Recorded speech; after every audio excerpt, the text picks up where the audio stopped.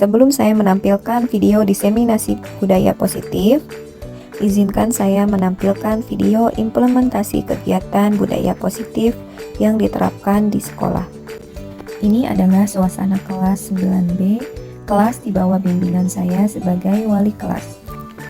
Saya menerapkan budaya positif dalam membangun keyakinan kelas, disertai afirmasi-afirmasi positif yang mendukung terwujudnya keyakinan kelas.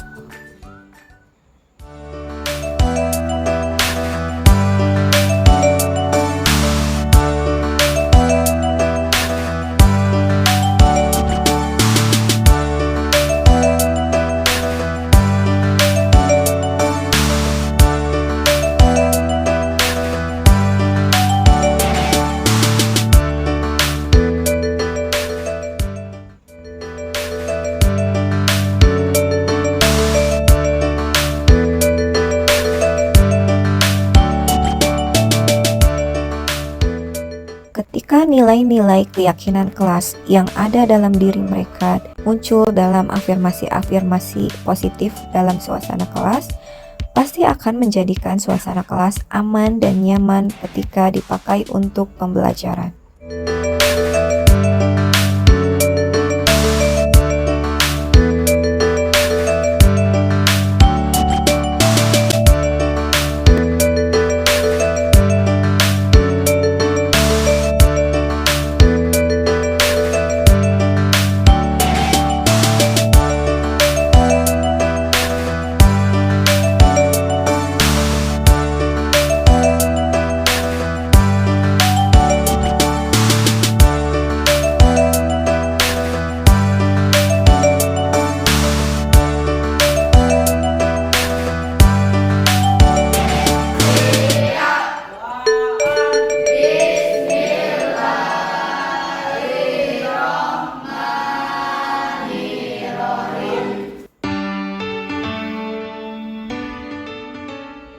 Dimensi pertama beriman. Membaca juz amma sebelum pelajaran dimulai. Dimensi kedua bergotong royong. Mengumpulkan sampah dan membuang ke tempatnya. Dimensi ketiga bernalar kritis. Mengerjakan tugas yang diberikan guru. Berkebinekaan global. Contohnya seperti menghargai pendapat orang lain. Bergotong royong. Contohnya seperti mengumpulkan sampah pada tempatnya bersama-sama dan membuang ke tempatnya.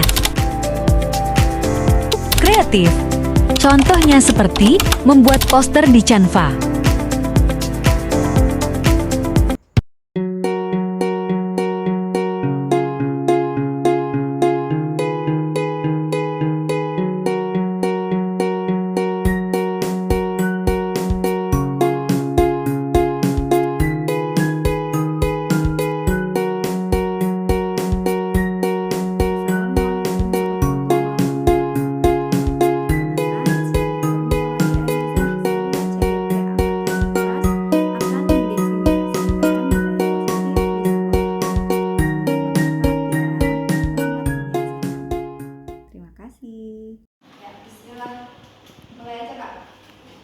Assalamualaikum warahmatullahi wabarakatuh. Waalaikumsalam warahmatullahi wabarakatuh. Selamat siang ibu-ibu guru SMP Sekolah Negeri Talun. Terima kasih sudah meluangkan waktunya untuk hadir di sini mendengarkan diseminasi tentang budaya positif. Izinkan saya menyampaikan beberapa materi.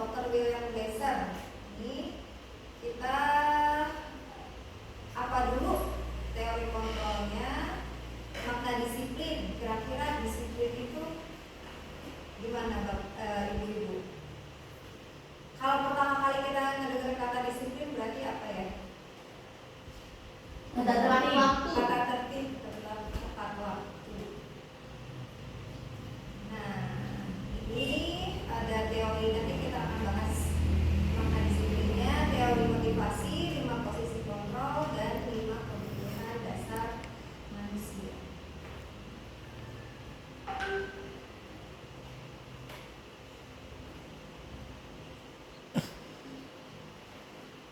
Sebelum kita berbicara tentang disiplin positif, kita bahas dulu nilai-nilai kebajikan universal. Sebenarnya kan peraturan-peraturan itu merujuk ke nilai-nilai kebajikan yang secara umum yang sudah kita percayai ya dari kita kecil sampai saat ini. Misalnya dari hal-hal yang sering kita temui, menggunakan helm saat mengendarai motor, membuang sampah pada tempatnya, dilarang menggunakan kata-kata kasar. Berarti kan kalau menggunakan helm kira-kira nilai kebajikannya itu seperti apa? Atau kayak misalnya tiket kelas, berarti kan nilai kebajikannya berarti menjaga kebersihan di sekolah. Nah, kalau menggunakan helm saat mengendarai motor, kira-kira tujuannya buat apa ya? Keselamatan, kenyamanan, mematuhi lalu lintas. Mematuhi Biar gak tilang. biar gak tilang, betul. Terus membuang sampah pada tempatnya, Kebersihan. kebersihan. Nah, itu nilai-nilai kebajikan wujudnya sebenarnya ke sana kan. Dilarang menggunakan kata-kata kasar, Tata krama. kata krama, kesopanan, etik ya. Nah, itu tadi. Ini contohnya berarti menggunakan helm saat mengendarai motor untuk keselamatan, membuang sampah pada tempatnya, menjaga kebersihan. Dilarang menggunakan kata-kata kasar, selalu bersifat positif, menghormati. Tapi yang tadi disebutin oleh ibu-ibu itu udah betul. Nah, setelah itu kita sebelum menerapkan disiplin positif ke anak-anak, sebaiknya kita membuat dulu keyakinan kelas. Mungkin kan di kelas Bapak Ibu guru itu sudah membuat keyakinan kelas. Langkah-langkah untuk menetapkan keyakinan kelas diantaranya, yang pertama, berdiskusi memunculkan peraturan-peraturan yang perlu ditaati warga kelas. Yang kedua, mengubah peraturan-peraturan menjadi kalimat lebih positif. Yang ketiga, menyarikan peraturan-peraturan menjadi nilai-nilai kebajikan atau keyakinan kelas. Yang keempat, berdiskusi gambaran perilaku yang mencerminkan keyakinan kelas. Yang kelima, berdiskusi mengenai peran seluruh warga kelas. Dan yang keenam, meninjau ulang keyakinan kelas dari waktu ke waktu.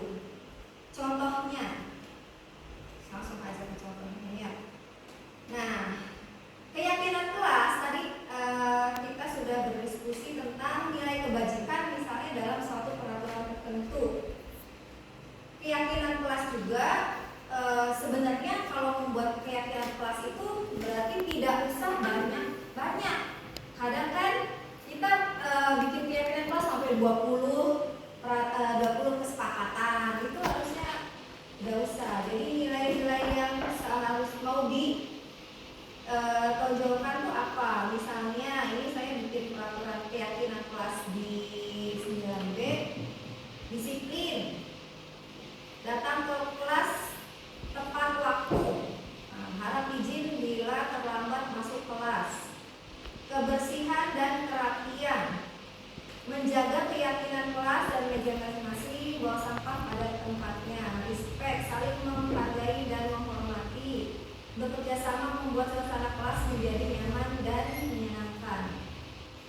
Teknologi dan gadget, menggunakan gawai dengan bijak, menggunakan gawai sesuai instruksi guru, ketenangan lingkungan, menjaga ketenangan dan ketertiban kelas saat pelajaran berlangsung. Yang terakhir, partisipasi dan kerjasama. Mandiri dan antusias mengikuti semua kegiatan kelas. Tugas dan PR, selesaikan tugas tepat waktu. Jadi yang kira-kira mengikat ke anak-anak gitu. Ini tadi kan kita udah bahas keyakinan kelas. Jadi di sini mengubah peraturan-peraturan menjadi kalimat yang lebih positif. Kalau di sini ada tulisan dilarang menggunakan kata-kata kasar. Berarti kalau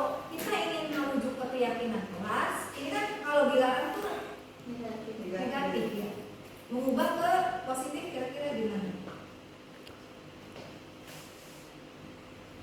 Kira-kira berarti merubahnya ke positif bisa apa contohnya? Marilah menggunakan bahasa yang baiknya. Nah, betul. Atau ya, marilah menggunakan bahasa yang baik dan benar katanya. Atau berbahasalah yang santun, sopan dan santun. Nah, itu kan positif gitu. Nah, menyalikan peraturan-peraturan menjadi nilai-nilai kebajikan atau keyakinan kelas. Pada intinya, keyakinan kelas ini mengikat pada anak.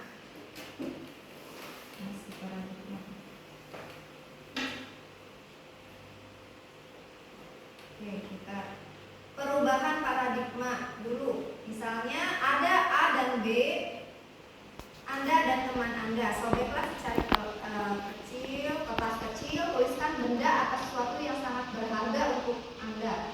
Kalau kita tulis kata rahasia ya, dikepalkan di tangan. Terus buatlah kepala. Nah, teman B-nya mencoba dengan sekuat tenaga berbagai cara untuk memberikan bujukan. Nah, bisa mengancam, merayu, menyuap apa saja agar bisa membuka kepala Anda. Apa yang terjadi? Nah, kalau keyakinan kelas ini dia tidak akan membuka kepala walaupun ada dari luar, gangguan dari luar.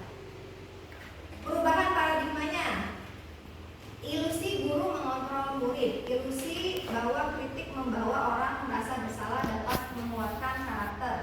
Ilusi bahwa semua penguatan positif, efektif, dan bermanfaat. Ilusi bahwa orang dewasa memberi hak untuk memaksa. Maksudnya gimana? Kalau dulu itu di teori belajar dulu ya, itu paradigmanya itu stimulus respon, teori kontrol atau teori pilihan. Maksudnya gimana? Jadi kadang dulu kita guru itu banyak yang paradigmanya stimulus respon. Jadi untuk merubah anak itu dari kita dulu baru ke anak. Kalau sekarang kita berusaha memahami pandangan orang lain terhadap dunia. Jadi kita berusaha memahamkan anak biar dia punya kesadaran diri sendiri, kesadaran internal, bukan hanya faktor eksternal, tapi bagaimana kita menggali kesadaran nilai-nilai yang ada pada diri anak. Seperti itu. Terus stimulus respon, apalagi perilaku buruk dilihat suatu kesalahan. Kalau dulu tuh misalnya anak buang sampah, wah ini kamu tuh udah kebiasaan ya buang sampah, dasar misalkan apa gitu ya. Nah, di teori kontrol kita semua perilaku memiliki tujuan. Kira-kira nantinya dianalisis tujuan anak berbuat seperti itu kenapa. Orang lain bisa mengontrol saya. Nah, kalau teori kontrol atau pilihan hanya diri kita sendiri yang mengontrol diri kita. Pemaksaan ada pada saat bujukan atau gagal. Kolaborasi dan konsensus menciptakan perilaku baru. Kalau biasanya guru itu memaksa anak supaya mentaati peraturan, jangan nyontek gitu. Kalau enggak jangan makan di kelas gitu. Kalau enggak dihukum. Nah, tapi di teori kontrol pilihan itu kita berkolaborasi menciptakan kira-kira peraturan yang mau disepakati bersama itu seperti apa. Itu nilai-nilai positif yang mau disepakati bersama itu apa. Model berpikir menang kalah. Jadi kalaupun kita anak itu tidak berubah, kayak yang gagal mendidik gitu. Tapi di sini kita berpikirnya menang-menang.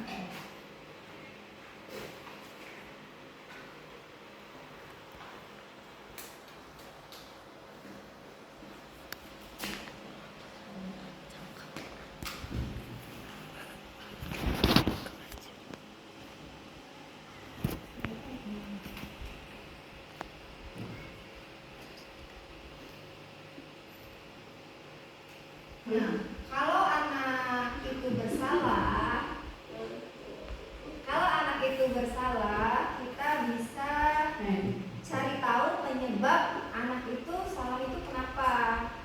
Nah, salah satunya seluruh tindakan manusia itu memiliki tujuan tertentu. Biasanya ketika murid melakukan kesalahan itu karena ada sesuatu yang tidak dia dapatkan dari kebutuhan dasar manusia. Kebutuhan dasar manusianya ada berapa? Menurut teori ini ada 5 kebutuhan dasar manusia, yaitu kebutuhan untuk bertahan hidup, ya, survive. Terus kebutuhan akan rasa kasih sayang, love and belonging. Kebutuhan kebebasan, freedom. Kebutuhan kesenangan, fun. Kebutuhan penguasaan, power. Nah, ketika murid itu melakukan suatu perbuatan yang bertentangan dengan nilai-nilai kebajikan atau melanggar peraturan, hal ini sebenarnya karena mereka gagal memenuhi kebutuhan dasar mereka. Nah, misalnya buang sampah sembarangan. Terkadang anak itu memang berarti kebutuhan akan kebebasan. Mereka pengennya bebas, ya, nggak mau terikat aturan, nggak mau ribet, buang sampah sembarangan. Kalau enggak, kadang anak ya yang kita temui kurang perhatian di rumah. Jadi kalau di sekolah itu buat masalah aja, cari perhatian aja sama guru-gurunya. Kayak ini. Atau itu kasih, berarti kekurangan kasih sayang dan rasa diterima. Di kesenangan, kebutuhan rasa untuk merasa senang, cinta dan kasih sayang, kebutuhan untuk menerima, diterima dan menerima kasih sayang, koneksi, kebebasan, kebutuhan akan pilihan, kemandirian, otonomi, penguasaan, kebutuhan pengakuan atas kemampuan prestasi diakui, bertahan hidup, kebutuhan psikologis, rasa lapar dan rasa aman. Kadang kan anak mengambil uang orang lain, kira-kira dia gagal memenuhi kebutuhan yang mana. Mungkin bisa jadi dia karena lapar ya, jadi ngambil uang temannya.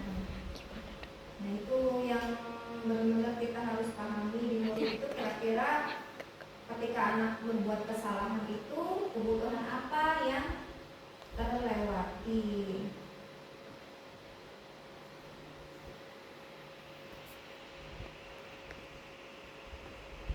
Nah, setelah memahami keyakinan kelas, kebutuhan dasar dari anak, nah, kita selanjutnya memahami posisi kontrol terhadap anak. Itu ada 5 posisi kontrol. Yang pertama penghukum, yang kedua pembuat orang merasa bersalah, teman, pemantau, manajer. Kita lihat dulu videonya ya.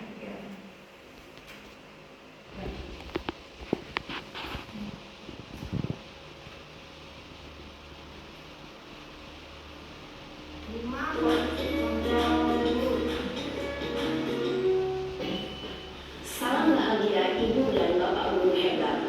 Dalam penerapan disiplin positif restitusi, salah satu program yang dikembangkan adalah 5 posisi kontrol. 5 posisi kontrol dalam restitusi adalah proses perjalanan seorang pendidik agar dapat mengenali dirinya.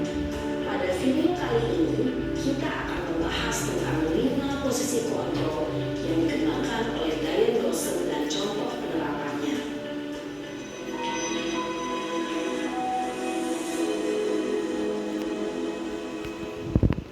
5 posisi kontrol itu adalah: 1. Posisi penghukum. 2. Posisi pembuat merasa bersalah. 3. Posisi teman. 4. Posisi pemantau atau monitor. Dan 5. Posisi manajer.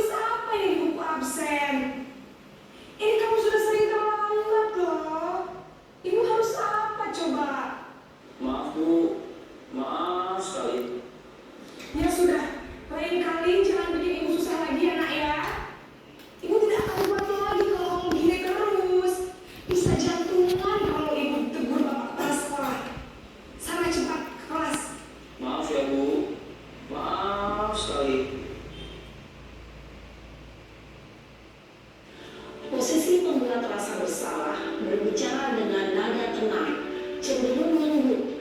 Namun kata-kata yang diutarakan membuat murid merasa menjadi orang yang gagal, memandang buruk dirinya sendiri, merasa tidak berharga, dan tidak sanggup membahagiakan orang lain. Ketika guru mengambil posisi pembuat rasa bersalah, murid akan menganggap dirinya yang bersalah dan ia akan menyimpan emosi negatif tersebut di dalam dirinya.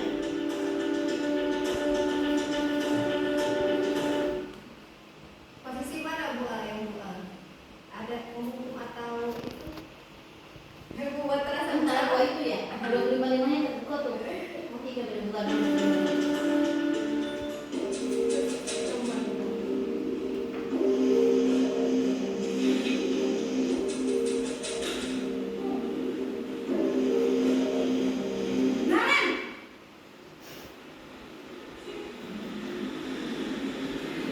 Selamat pagi, Bu.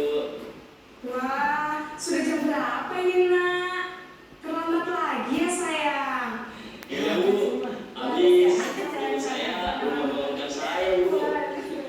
Kamu malah menyalahkan ibu kamu. Kamu bukannya anak yang larinya paling kencang. Kok terlambat sih? Iya, Bu. Saya memang terlambat bangun tadi. Jadi, biarpun saya lari kencang, tetap nggak kejar, Bu. Ya sudah sana. Nanti lain kali larinya lebih kencang lagi ya. Biar gak terlambat lagi. Bikin seneng ibu. Demi ibu. Bisa kan? Bisa, Bu. Ya sudah sana masuk kelas. Ibu beresin urusan absen kamu. Kamu ini ada-ada saja. Dalam posisi teman, Ya, ada kayak wasnya, ada kayak wasnya. Ada juga kayak wasnya. untuk menjaga suasana tetap santai. Murid akan merasa senang, aman, dan akrab dengan guru. Identitas yang Saya tercipta begitu adalah ya. identitas sukses. Metodenya udah nggak bisa metode. Ini masih dalam eksternal, maka ada faktor ketergantungan dari murid kepada orang tertentu.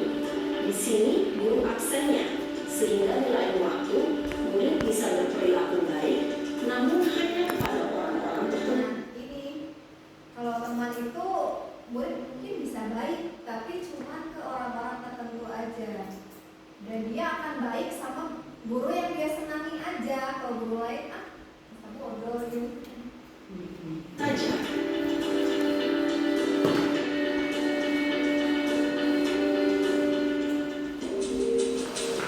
Sekarang pemantau.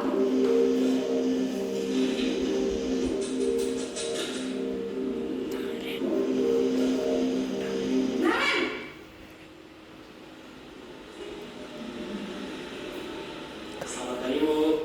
Nah, Ren, apa peraturan sekolah kita tentang jam berapa kita harus masuk sekolah, Nak? Kita harus di sekolah jam 7, Bu. Iya, betul. Sekarang sudah jam 7.20. Nah, Ren sudah tahu konsekuensinya jika terlambat hadir. Paham, Bu. Saya harus tinggal kelas pas jam istirahat selama 20 menit. Iya, benar. Konsekuensinya demikian. Jadi nanti jam 9.30 pas istirahat, kamu harus tinggal di kelas, kerjakan tugas tambahan untuk ketertinggalan kamu, ya? Baik, Bu. Posisi pemantau mengandalkan penghitungan atau data untuk mengontrol murid. Guru mengarahkan murid berdasarkan peraturan dan konsekuensi. Nah, di sini posisi pemantau dia menciptakan identitas positif pada anak. Senantiasa memantau murid diberikan sanksi ataupun harus selalu diawasi gitu. Mungkin dia mau ngasih sanksi atau mengawasi. Itu karena perbuatan kesalahan anak. Setelah anak berbuat salah itu konsekuensinya apa? Seorang pemantau menunjukkan bahasa tubuh dan ekspresi wajah yang datar dan cenderung formal.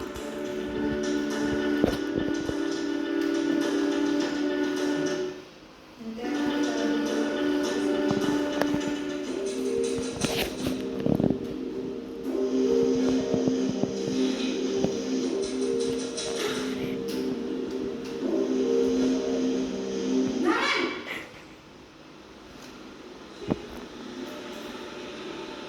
Selamat pagi, Bu.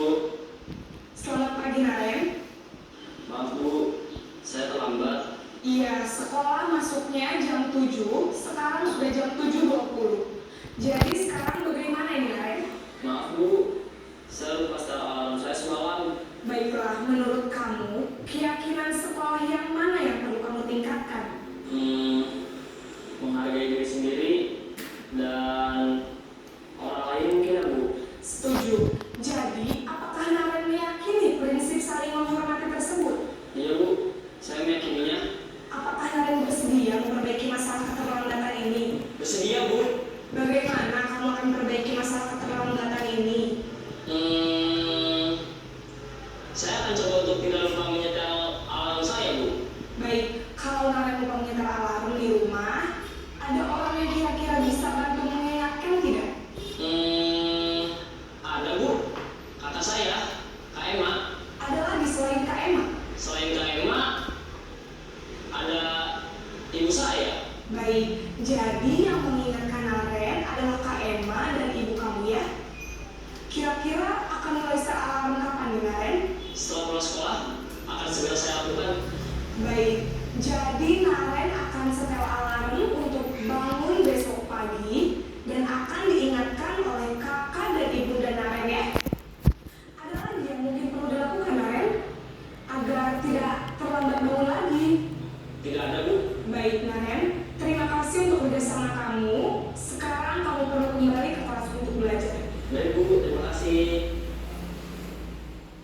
Posisi manajer adalah posisi kontrol yang disarankan untuk membimbing murid memiliki sikap disiplin yang positif, yaitu murid yang mandiri, bertanggung jawab, dan dapat memecahkan masalah.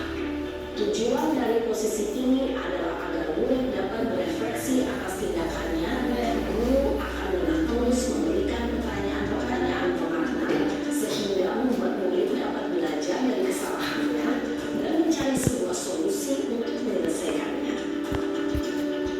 Ibu dan Bapak guru hebat, setelah mengamati adegan kelima posisi kontrol tadi, kira-kira posisi mana yang paling ideal? Posisi mana yang dapat menunjang motivasi intrinsik murid? Ya, tentu posisi manajer. Posisi ini memang posisi ideal yang ingin dituju setiap pendidik. Pada posisi inilah, guru dapat menerapkan disiplin positif yang berpihak pada murid, yang memerdekakan murid. Perjalanan seorang pendidik tentunya tidak mudah untuk sampai pada posisi seorang manajer. Namun, tujuan kita pasti, yaitu menciptakan murid-murid yang mandiri, merdeka, dan bertanggung jawab. Semoga penggambaran 5 posisi kontrol yang telah diperlihatkan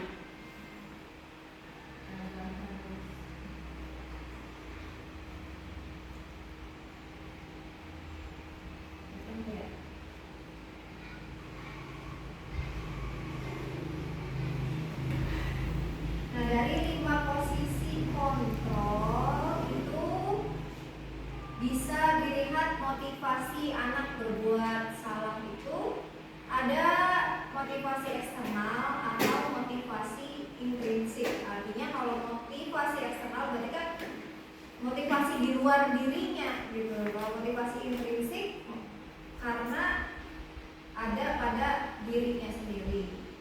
Nah, menurut teori ini itu kalau posisi guru hanya penghukum dan membuat orang merasa bersalah, kayak tadi ya ada hukum, langsung hukum. Penghukum itu ini masuknya ke perilaku kontrol yang negatif. Perilaku kontrol pada siswa yang negatif, penghukum dan hanya membuat orang merasa bersalah. Nah, adapun kalau ini posisi perilaku kontrol positif itu posisi kontrolnya teman, pemantau atau manajer. Ya, ini masih penting nih kalau misalnya perilaku kontrol positif itu teman atau pemantau. Cuman kalau teman ini masih eksternal sih ya, karena kan dia berbuat baik karena menyukai guru tertentu aja. Ketika guru yang dia nggak sukai nilai-nilai keyakinan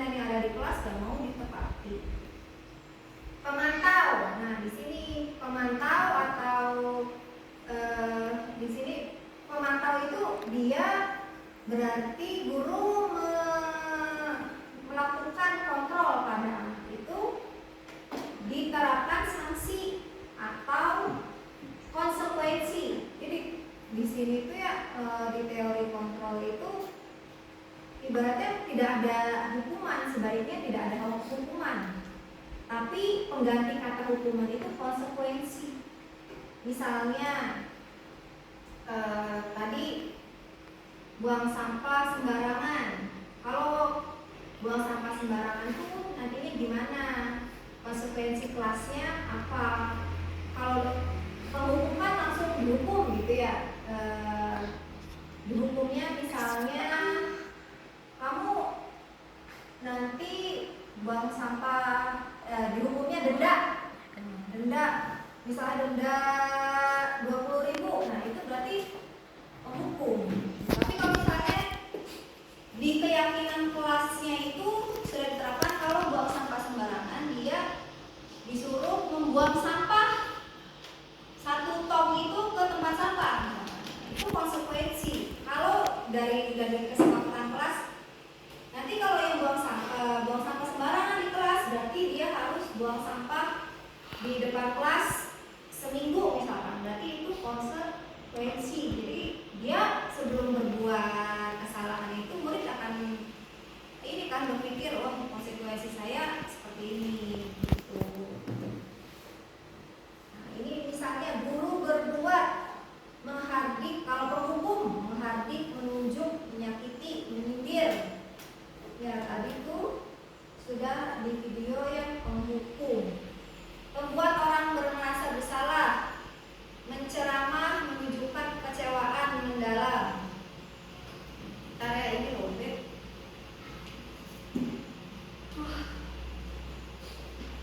Stop dulu Kak, apa-apa. Oke, guru berbuat ini, membuat orang merasa bersalah, berceramah, menunjukkan kekecewaan yang mendalam. Kalau penghukum tadi di video tadi, misalnya kamu keliling lapangan berapa kali, nah itu kan dihukum. Kalau membuat orang merasa bersalah, kamu ini nanti gak kasihan sama ibu. Dapat, oke. Memantau, manajer mengajukan pertanyaan. Nah, guru berkata, kita bahas satu per ini aja Bu. Penghukum. Tadi kan kalau kamu Naren berbuat kesalahan keliling lapangan, guru berkata kalau kamu tidak melakukannya, hasilnya memberontak, penendam, menyalahkan. Bisa jadi anak itu bakal jadi pemberontak, penendam, dan menyalahkan orang lain. Murid berkata, saya tidak peduli. Dampak pada murid mengulangi kesalahan berulang. Perilaku malah menjadi agresif. Kaitan dengan dunia berkualitas, murid meletakkan guru di luar dunia. Membuat orang merasa bersalah. Tadi Naren dari video itu, nanti ibu ditegur kepala sekolah. Katanya ini berarti kan berceramah, menunjukkan kekecewaan yang mendalam. Kamu sudah mengecewakan bapak ibu, tolong jangan kecewakan saya lagi. Hasilnya menyembunyikan, menyangkal, atau berbohong. Jadi maafkan saya. Jadi anak kadang berbohong demi menyenangi guru yang dia senangi. Dampak murid rendah diri, merasa gagal dan tidak berharga, merasa gagal untuk menjadikan dirinya lebih baik. Jadi merasanya dia gagal memberikan kesenangan pada guru yang dia sukai. Kaitan dengan dunia murid meletakkan guru di dalam dunia. Ini masih yang negatif. Terus perilaku kontrol positif. Di sini sudah mulai positif. Guru membuat alasan-alasan untuk murid-muridnya. Guru berkata, lakukan untuk bapak ibu, nanti ibu bantu. Kan misalnya tadi, kalau di video tadi, demi ibu ya kamu gak boleh terlambat lagi. Hasilnya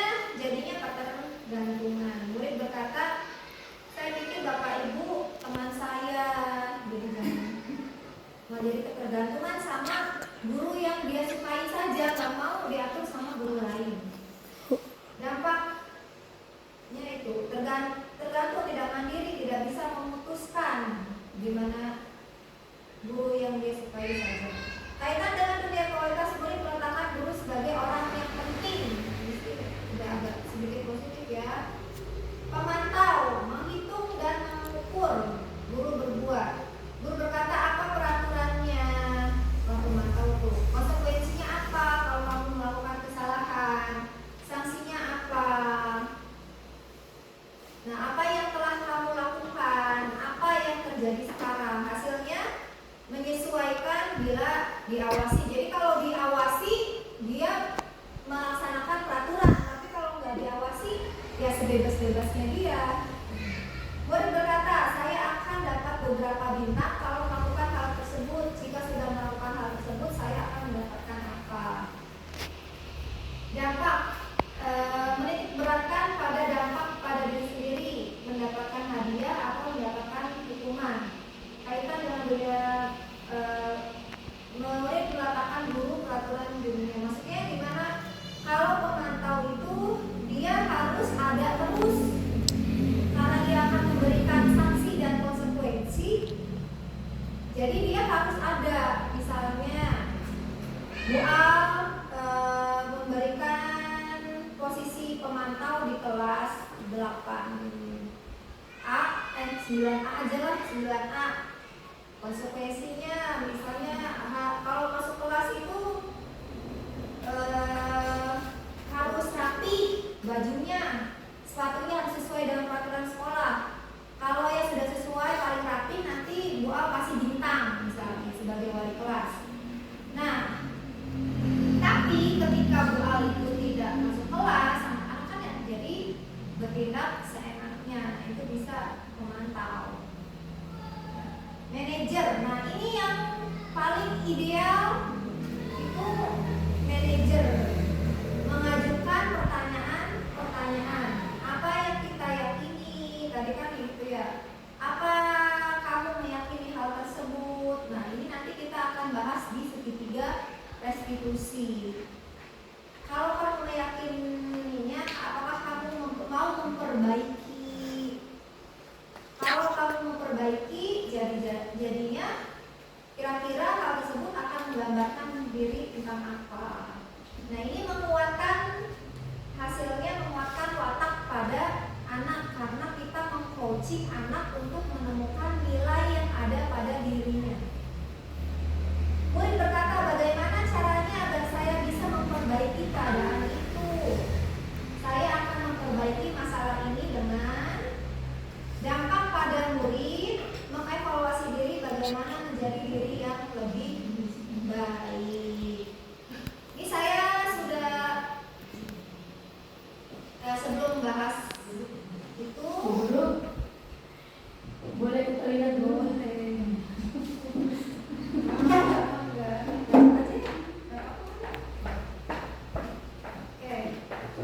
Ini ke segitiga restitusi. Restitusi itu apa? Mungkin kita barangkali ada yang baru mengenal. Di disiplin positif itu ada namanya restitusi. Proses dialog yang dijalankan oleh guru atau orang tua untuk menghasilkan murid yang mandiri dan bertanggung jawab tujuannya.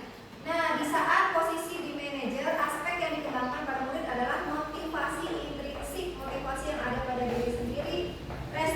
Restitusi adalah proses menciptakan kondisi bagi murid untuk memperbaiki kesalahan mereka sehingga mereka bisa kembali pada kelompoknya dengan karakter yang lebih kuat. Restitusi juga merupakan proses kolaboratif yang mengajarkan murid untuk mencari solusi untuk masalah dan membuat murid berpikir tentang pengen jadi apa mereka, yang mau mereka inginkan itu apa, keinginan mereka apa, dan bagaimana cara untuk memperlakukan orang lain. Jadi restitusi itu intinya kita mencari solusi atas kesalahan yang dilakukan oleh anak. Nah, solusinya ini di sini peran kontrol kita sebagai guru agar mereka itu memahami cara memperbaiki dirinya itu seperti apa. Jadi kita yang menggali diri anak Itu menggali diri anak agar nilai-nilai pada anak itu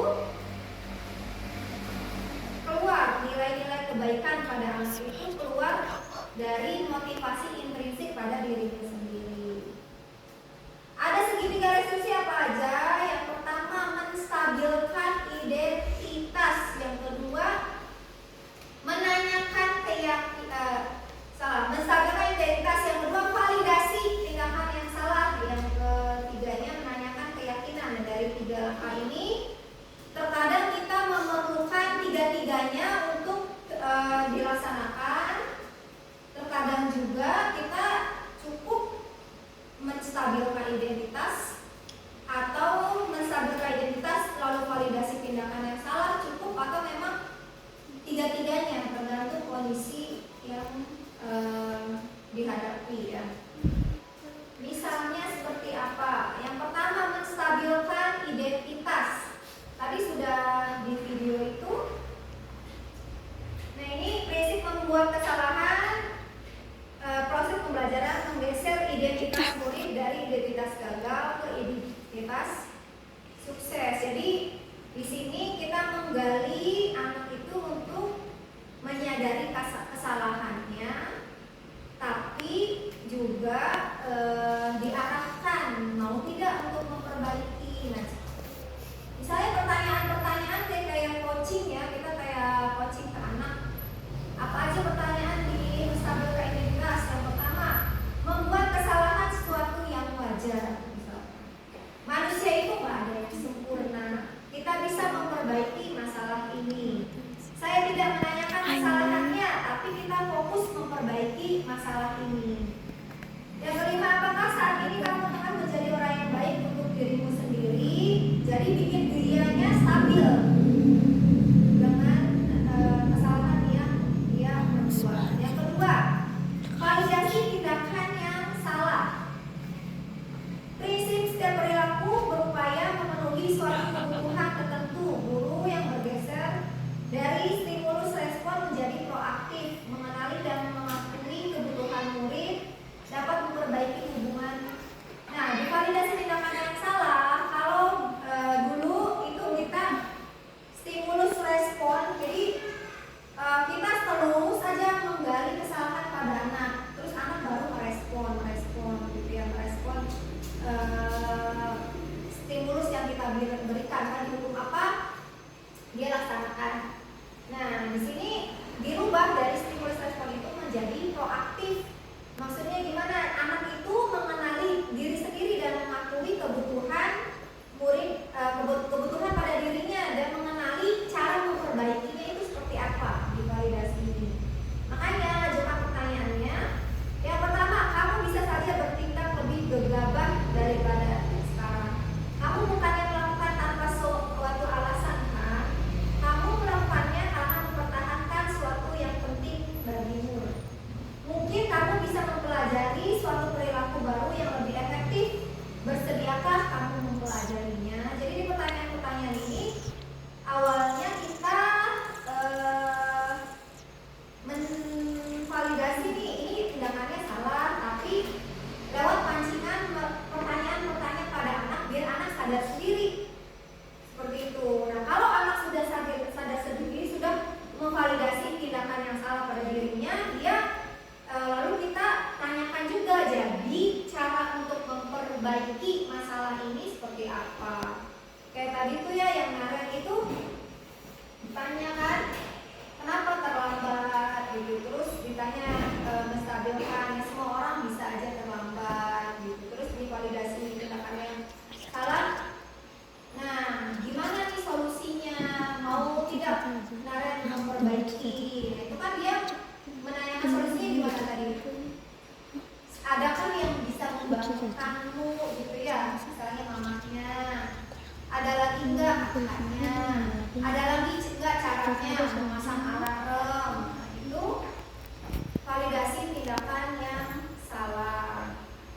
Selanjutnya, segitiga restitusi yang ketiga itu menanyakan keyakinan. Nah, ketika anak sudah stabil kondisinya, validasi tindakan yang salah. Yang ketiga, menanyakan keyakinan. Yang pertama kali kan kita membuat keyakinan kelas. Nah, di sini ditanyain lagi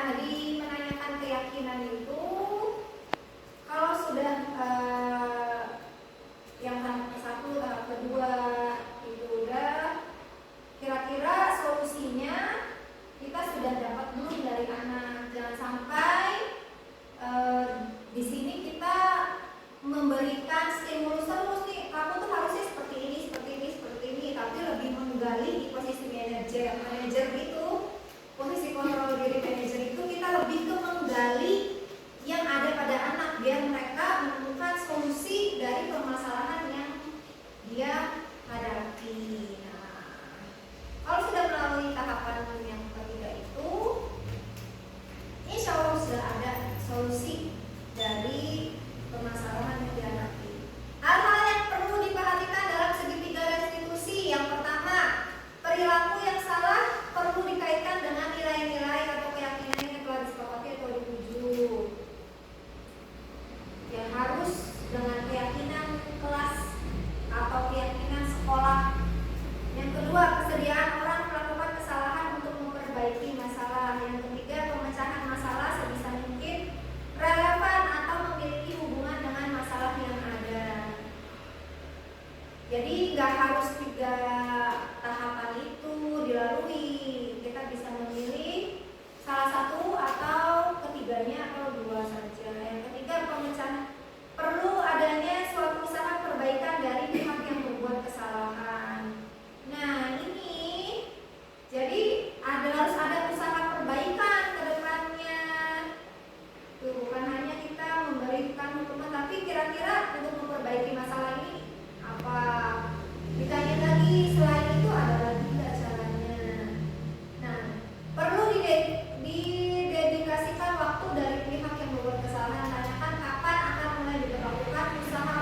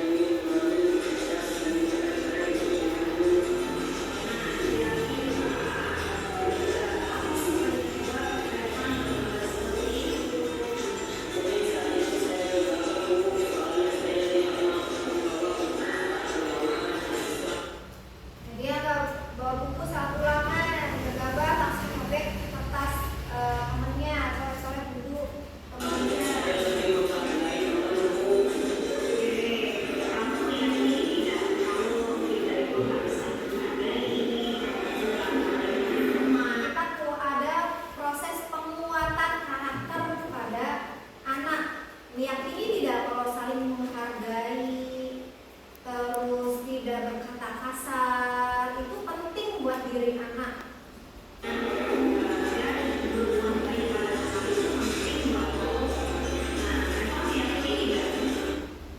berbuat baik pada teman itu penting buat kamu. Apakah kamu meyakini?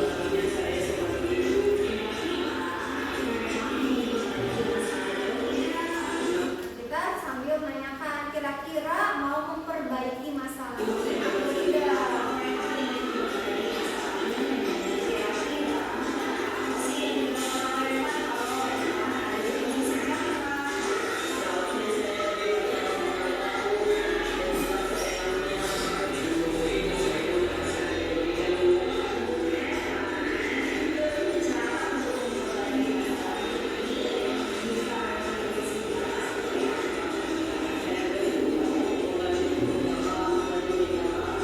Nah, menanyakan solusi dari permasalahan yang dia hadapi. Nah, sampai anak itu memberikan jawaban. Di sini Reva memberikan jawaban. Mungkin saya Pak merasa dirugikan Bu. Dia menyadari kalau dirugikan berarti harus mengganti buku tulis yang sudah dia rusak. Dari pihak jangan pakai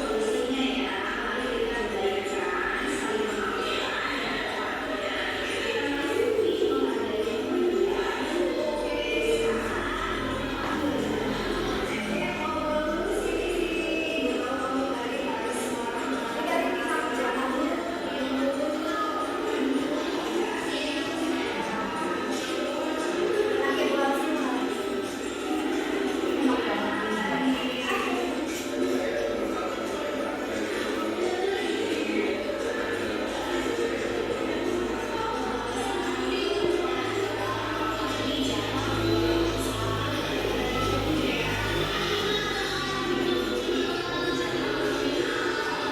Stabilkan identitas.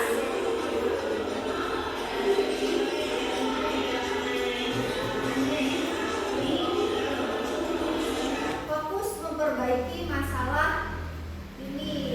Utarakan seperti itu pada anak.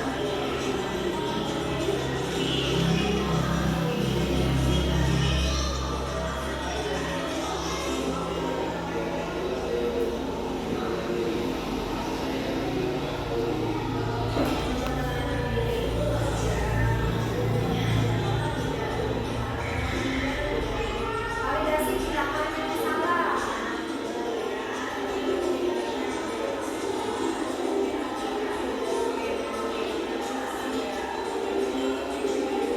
Menanyakan sesuai tidak dengan keyakinan kelasnya. Nah,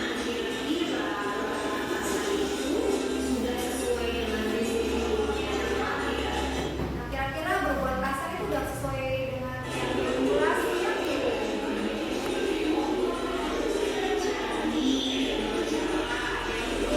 Sebenarnya jangan menanyakan. Oh iya ya. Betul. Wah, tadi mantap menyanyikan ya. Kalau dia menyanyikan. Tapi juga kalau yang mau jaga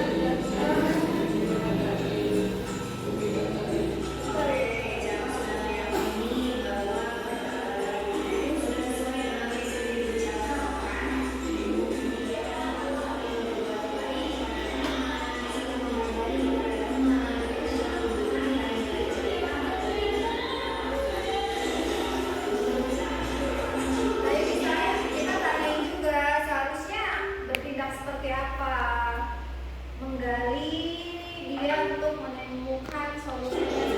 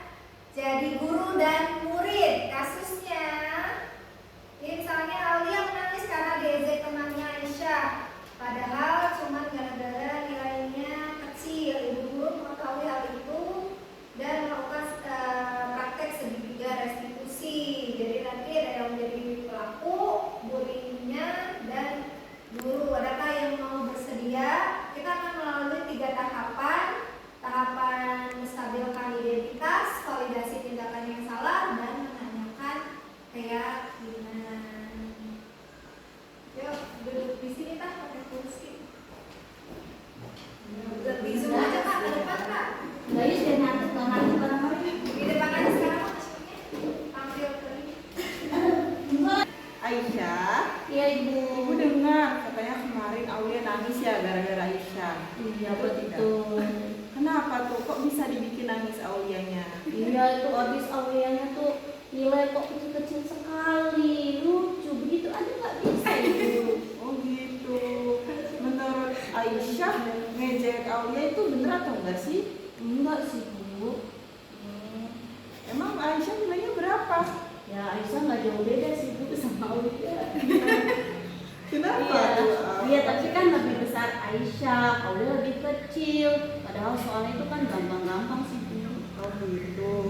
Ya ibu sadar ya kalau manusia itu pasti ada yang sempurnanya Aisyah. Termasuk kan nilai Aulia juga yang mungkin gak jauh berbeda dengan Aisyah ya. Nah tapi menurut Aisyah tingkatan tersebut sudah betul atau tidak? Belum betul. Betul.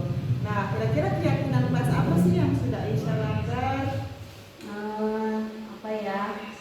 Tidak menghargai perasaan orang lain. Terus tidak menghargai karena usahanya seperti itu lalu saya itu. Iya bagus. Berarti Aisyah sudah menyadari ya kalau tindakan itu tidak sesuai dengan keyakinan kelas kita. Iya. Lalu kira-kira apa sih yang bisa Aisyah lakukan untuk memperbaiki kesalahan itu terhadap Aulia? Nah, saya berusaha untuk minta maaf kepada Aulia. Maaf itu adalah sebuah khilafan karena kita sama-sama manusia. Kita punya kekurangan, mungkin Aulia punya kelemahan pelajaran tersebut, sedangkan saya mungkin tidak. Aulia punya kelemahan di bidang yang lain, saya bidang yang lain pula kelemahannya. Ya bagus. Berarti Aisyah sudah menyadari ya kalau itu bisa melakukan hal-hal untuk memperbaikinya. Nah itu kan berarti Aisyah tuh apa iseng aja atau gimana? Iseng Ibu, saya suka sama Aulia karena dia sebenarnya mudah menangis. Nah, kebetulan nilainya kecil, jadi itu jadi bahan untuk keisengan saya. Oh ya sudah. Berarti karena hari Aisyah udah tahu itu hal yang buruk, berarti jangan ulangi lagi ya. Baik Bu. Dan jangan lupa dilaksanakan yang tadi Aisyah sudah sampaikan dengan meminta maaf kepada Aulia. Iya. Baik, boleh kembali ke kelas ya Aisyah. Boleh, terima kasih. Iya. Terima kasih. Penutupan kita bahas tentang yang tadi sudah dipraktekkan. Ada menstabilkan identitas yang sudah dilakukan oleh Bu Mimin. Kira-kira tadi apa ya kata-katanya? Tadi bilangnya wajar ya manusia kadang berbuat salah. Nah itu berarti menstabilkan identitas. Nah, ditanyakan juga perbuatan itu sudah salah, sudah sadar gitu kan. Terus mau berperilaku yang lebih efektif, gimana cara untuk memperbaikinya, bersedia tidak untuk memperbaikinya.